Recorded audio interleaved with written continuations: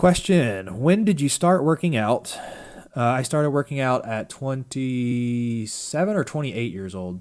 28 years old, 8 years ago, which hopefully should be encouraging for a number of you because there's a misconception that all the guys walking around with the physique like I have, they must have been doing it their whole life. They must be professional athletes. They must be professional whatever, whether it's professional bodybuilder, professional model, whatever. I did all of this stuff, all of that work, completely unpaid in my recreational time, on top of a 40-hour career, on top of going to school for 6 years. So anybody can achieve the physique that I have. It's not like a special gift. It's not something that I had as a privilege of working out my whole life or playing sports when I was younger. I played zero sports. I sat around and played World of Warcraft up until I was 28 years old. And then I said, fuck that shit. I'm going to take control of my physique and my health. And here we are. At 20, should my test be at its peak or will it possibly increase over time? I'm pretty sure around 20 is hanging out around your peak for a while. You'll get to enjoy, the first half of your 20s hanging out around your peak.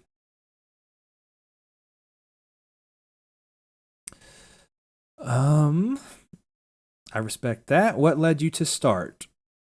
Was it a heartbreak? No, actually, it was not a heartbreak. This is a pretty funny story. It was like completely serendipitous. I got very lucky that I ever got started in the first place. I'll tell you, it wasn't me sitting around like feeling sorry for myself and saying, I got to change my life tomorrow. That's not what happened. What actually happened was I'm a big fan of electronic dance music, trance music, if you listen to that, house music, that kind of stuff. And I had heard a song, and I can't even remember where I heard it. It's a song by Dash Berlin called Man on the Run. And I wanted to listen to it again because it's a great song. And so I went to YouTube and I typed in the name of the song. And the only video I could find that had the song in it, keep in mind we're talking about 8 years ago, YouTube was not quite as filled out as it is now. The only video I could find with the song in it was a transformation video of the one and only Zyzz.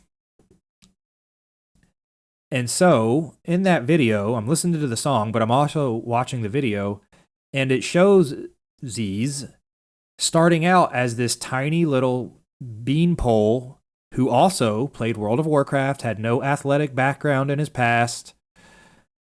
And then it showed his physique 3 years later. And he looked, kind of like what I look like now. He looked like a fucking Dragon Ball Z character. And I was like, really? Like, you can go from that to looking like that, despite having no background. Well, I don't have a background in it, and this guy sits around and plays World of Warcraft all day just like me. So I really saw myself in this random person on the internet. The same way anybody in chat is looking at me now. I'm just like random dude out there in the world who's hanging out on the internet, hanging out on 4chan. I saw his transformation, saw myself in his general lifestyle, and said, if he can do it, then maybe I can do it too.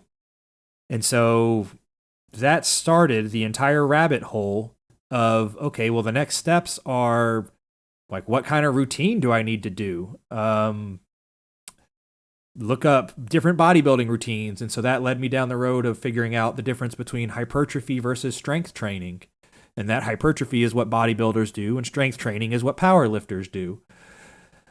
And then I learned about calories. And I mean, the whole nutrition aspect of it, that was the bulk of the learning, honestly. That's the bulk of the difficulty. And I think that's true for most people. Like figuring out the right form for your exercises and getting consistent with hitting the gym somewhere between 3, 4, 5, 6 times a week, an hour each time. That's not necessarily the major barrier for people having the physique that they dream of. The barrier is the 23 hours a day where you're not in the gym.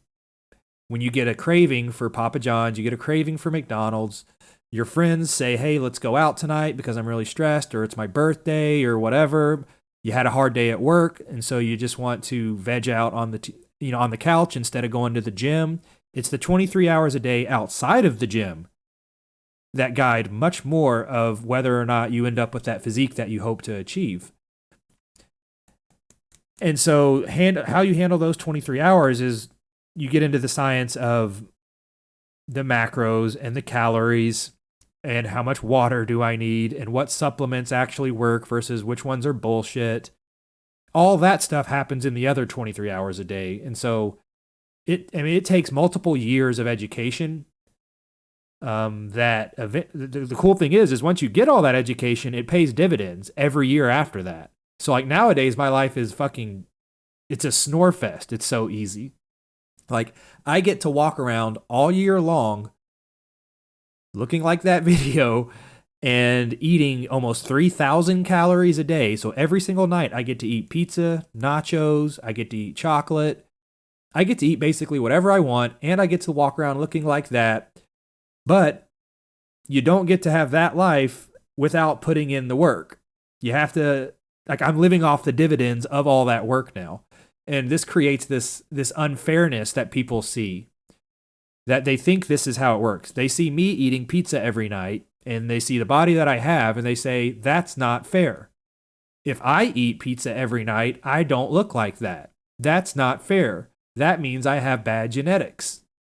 That's how people actually think this works. Seriously. They have no grasp over the fact that, well, I spend an hour a day in the gym 6 days a week and have for the last 8 years, and I also know every single measurement of my food down to the calorie. That pizza that I eat is not just like measured in slices, for example. I don't say I ate, how much food did you eat? I ate 8 slices of pizza. I say, no, the pizza I ate was 1,350 calories. It had 60 grams of protein in it. If you can't speak to the food that you're eating in that way, how many calories in it, how much protein is in it, then you're just eating aimlessly. You're eating blindly. And if you think that you can eat blindly and actually obtain a top tier physique, red pill, not going to happen. Used to be obese my entire childhood. I was in a bad relationship at 17, got broken up with at 18, started hitting the gym 6 days a week and tracking calories and macros and turned into a god. That's what I'm talking about, man. Heartbreak is a significant motivator, I will say. There are times throughout my lifting career where heartbreak played a fantastic little boost of motivation.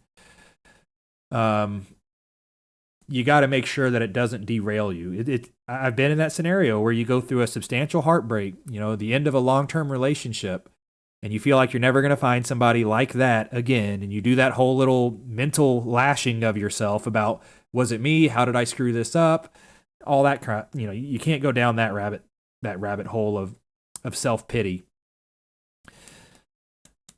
You got to use it like pre-workout, like my man Hungry Soup says. That emotional distress, you have to say, all of these feelings that I have about this relationship are tied to this person, obviously. And so am I going to let this person, who's now not even my girlfriend, who's not my wife or whatever, am I going to let that person control my future? Because that's what you're doing. If you sit at home sad about what happened with you and whatever girl, and that's the reason you're not going to the gym, or that's the reason you chose to eat McDonald's instead of the meal prep that you did and that you're supposed to eat, if it's because some girl broke up with you, that girl who broke up with you is controlling your future. It's pathetic. It's sad. And you need to snap out of it as soon as possible. Use it as motivation. And when you get back into the gym, you embrace it with the mindset of that person is going to regret the decisions they made.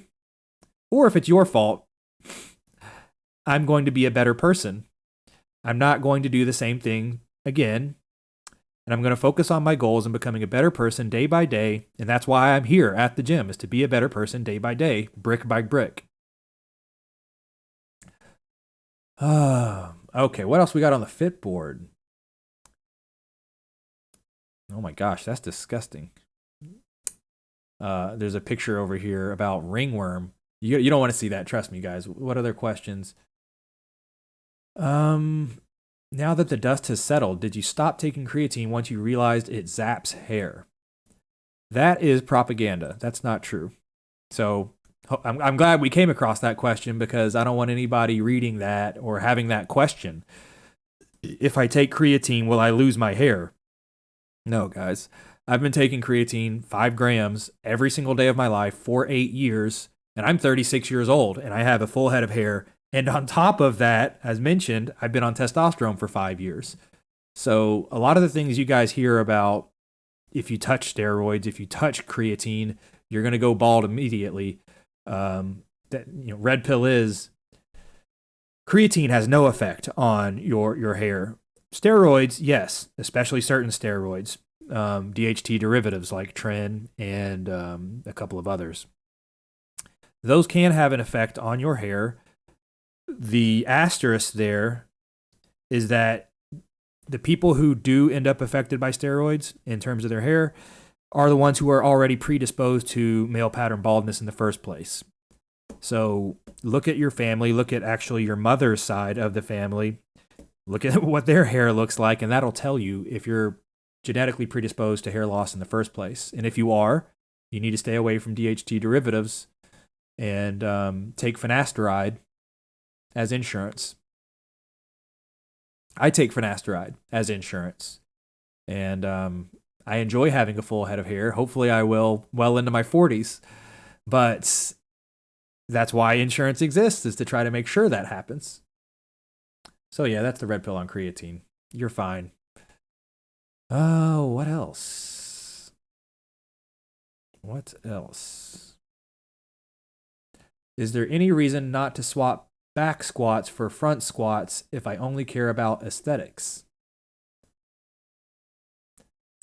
Well, aesthetics, you need to take apart what aesthetics means. Aesthetics means proportionality, symmetry, size, separation. That's the general vision of what it means to be aesthetic. Your muscles need to be symmetric, and they need to be proportionate, and they need to be balanced, and they need to be defined.